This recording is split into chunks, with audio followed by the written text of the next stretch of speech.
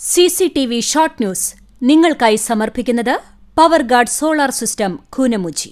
നമസ്കാരം. CCTV short ന്യൂസിലേക്ക് സ്വാഗതം.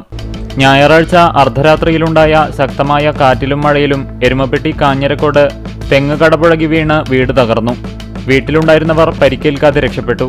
പഞ്ചായത്ത് അംഗം പരാത്തുകുളം കല്ലൂർമഠത്തിൽ കെ സതീഷ് കുമാറിന്റെ വീടിന് മുകളിലേക്കാണ് തെങ്ങ് വീണത്. വടക്കേകാട് കനത്ത മഴയിൽ വീടിന്റെ ചുമർ ഇടിഞ്ഞു വീണു. പഞ്ചായത്ത് 13-ാം വാർഡ് കല്ലൂർ പള്ളിക്ക് തെക്കുഭാഗം താമസിക്കുന്ന കണ്ടംപുള്ളി പരേതനായ മണിയുടെ ഭാര്യ പത്മിനി താമസിക്കുന്ന ഓടുവീടിന്റെ പിൻഭാഗത്തെ ചുമരാണ് ഇടിഞ്ഞു വീണത്. ചുമർ പുറത്തേക്ക് വീണതിനാൽ അപകടമൊഴിവായി. മുണ്ടത്തിക്കോട് ശക്തമായ കാറ്റിൽ തെങ്ങ് കടപുഴകി വീണു. കോഴിപ്പറമ്പ് ഭാഗം മുത്തങ്ങപ്പറമ്പിൽ സിദ്ധാർത്ഥിന്റെ വീട്ടിലെ തെങ്ങാണ് കടപുഴകി വീടിനു മുന്നിലെ ഷെഡിലേക്ക് വീണത്. മറ്റ് നാശനഷ്ടങ്ങളില്ല. വേലൂർ പഞ്ചായത്തിലെ വെള്ളാറ്റഞ്ഞൂർ ചെറുകുന്ന് ഹരിജൻ നഗറിലെ കുടുംബങ്ങൾ മണ്ണിടിച്ചിൽ ഭീഷണിയിൽ. മൊബൈൽ ടവർ നിർമ്മാണത്തിന് വലിയ കുഴിയെടുത്തതാണ് ആശങ്കയ്ക്കു കാരണം. 2 കുടിവെള്ള ടാങ്കുകളും തകർച്ചാ ഭീഷണിയിലാണ്. വാർഡ് മെമ്പറുടെ നേതൃത്വത്തിൽ പ്രതിഷേധവുമായി നാട്ടുകാർ രംഗത്തെത്തി.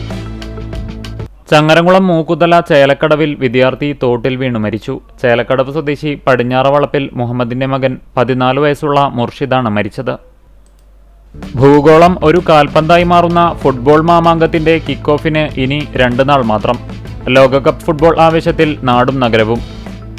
കണ്ടാണശ്ശേരി ഗ്രാമീണ വായനശാല കലാസമിതിയുടെ നേതൃത്വത്തിൽ വായനശാല മുൻ പ്രസിഡന്റും കണ്ടാണശ്ശേരി ഗ്രാമപഞ്ചായത്ത് പ്രസിഡന്റുമായിരുന്ന കെ കേശവേട്ടന്റെ 15ാമത് അനുസ്മരണ ദിനാചരണം നടത്തി. പ്രൊഫസർ സി രവീന്ദ്രനാഥ് MLA ഉദ്ഘാടനം ചെയ്തു.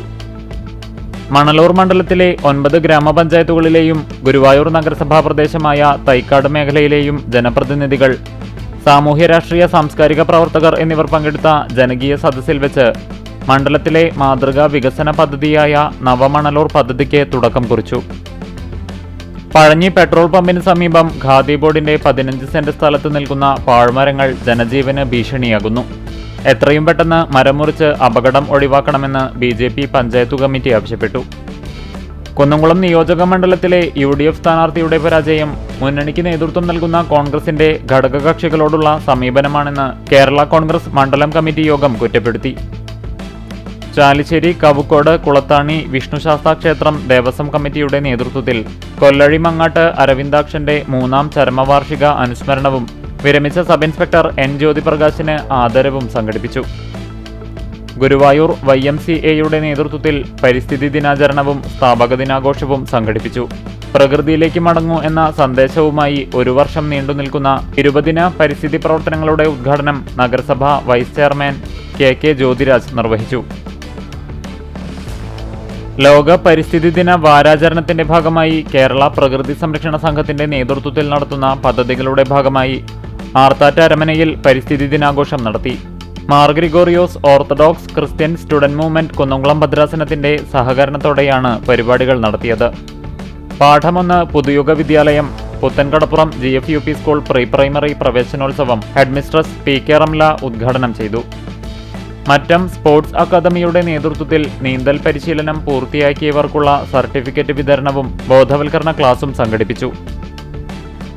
പുന്നയൂർകുളം ആറ്റുപുറം സെന്റ് ആന്റണീസ് പള്ളിയിൽ വിശുദ്ധ അന്തോണീസിന്റെ ഊട്ടുതിരുനാളിന് കൊടിയേറി. വികാരി ഫാദർ റിജോ വിധേയത്തിൽ കൊടിയേറ്റം നിർവഹിച്ചു. ജൂൺ 14-നാണ് തിരുനാൾ ആഘോഷിക്കുന്നത്.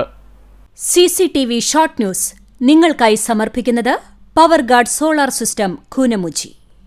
ഇതോടെ ഷോർട്ട് ന്യൂസ് സമാപിക്കുന്നു. കൂടുതൽ വാർത്തകൾക്കും വിശേഷങ്ങൾക്കും ഞങ്ങളുടെ web page, Facebook page, YouTube എന്നിവ സന്ദർശിക്കുക. തത്സമയ വാർത്തകൾക്കായി www.cctv online.tv സന്ദർശിക്കുക. നമസ്കാരം.